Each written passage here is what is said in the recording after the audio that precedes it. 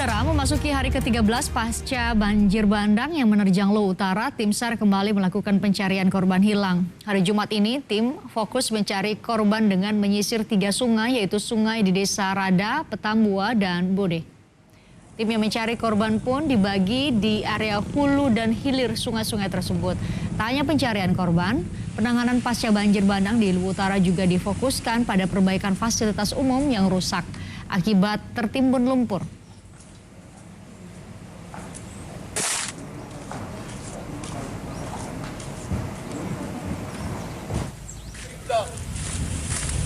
Semangat.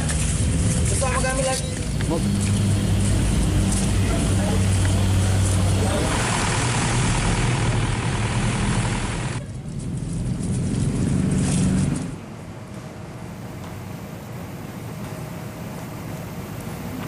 Ribuan paket bantuan dari Presiden Joko Widodo tiba di posko banjir bandang di Masamba, Luwu Utara. Rencananya paket bantuan berupa beras, selimut hingga susu bayi ini akan segera didistribusikan ke posko-posko pengungsian di sejumlah desa.